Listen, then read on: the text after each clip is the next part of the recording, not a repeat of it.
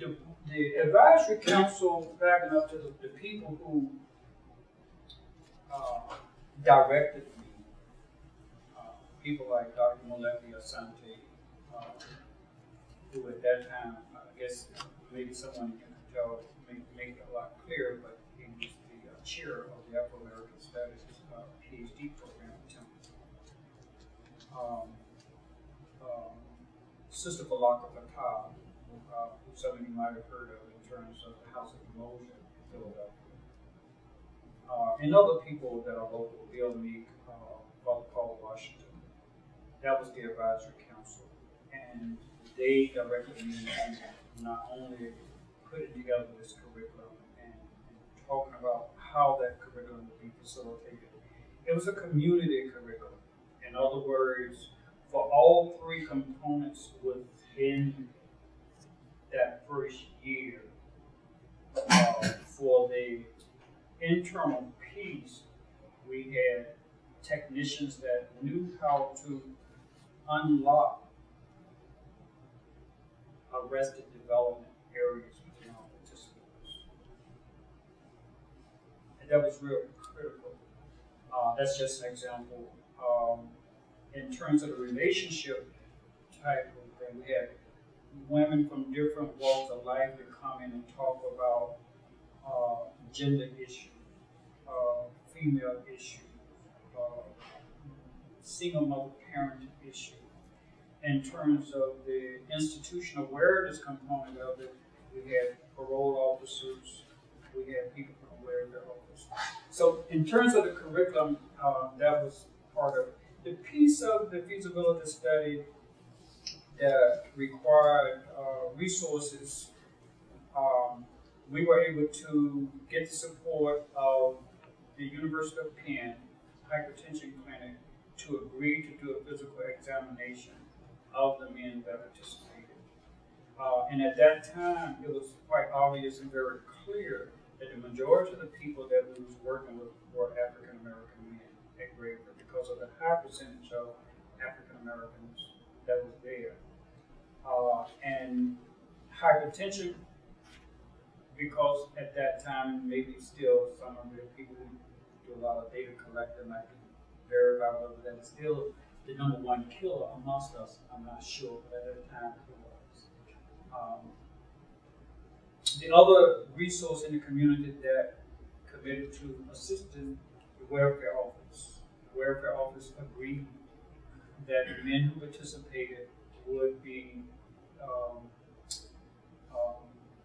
worked with in terms of getting on public assistance. The other was the parole board. The parole board, they could not do 100% guarantee that the men who participated would be paroled, but they came close to it, and they really came close to it. We had one participant in the group who had done 15 years for killing, for murder. And the people who, the victim's family, stood and protested. And so this man did not get released because of that community protest. And some of the people that protested against him being released was his own family members. So the parole board could not fight that. But almost 90% of our participants were released. The parole board, so we had Temple University, which was to assign 5 PhD students to help us with editing, finding the text for the curriculum, that type of thing. We had the University of Pennsylvania, we had the welfare office, the parole board, and of course the Department of Corrections. So that was the beginning. Fast forward into 1995. This we're talking now from 92 to 95. We have worked with our first participants, 25 men. Out of those 25 men, 25 of those men were released in a 12 to 14 month period, starting in September to December. They started being released in September all of them was out by December. Out of those 25, 5 of them went back. And this is as a result of our records 2 or 3 years later. And they went back for parole violation. Only one went back, excuse me? No, go ahead. 5 went back. All but 1 went back for a parole violation. The other went back for a new charge. Beyond the first 5 years after release, we have not been able to keep records. So we don't know. I personally know about them, but as an organization, I'm not sure. But that's the record, that's the statistics from the first group once they released to the first 4 years afterwards. The other piece, in terms of the first year on the inside, being released into the facility at 1808 West Tioga, being in that facility, we had the collaboration of the parole board, which means they assigned us 1 parole officer in the house. The other community involvement piece is that in terms of institutional support and their transition from prison into the facility, we had 2 volunteers assigned to each man in order to help him make that transition, to deal with family issues, to deal with employment, to deal with health issues.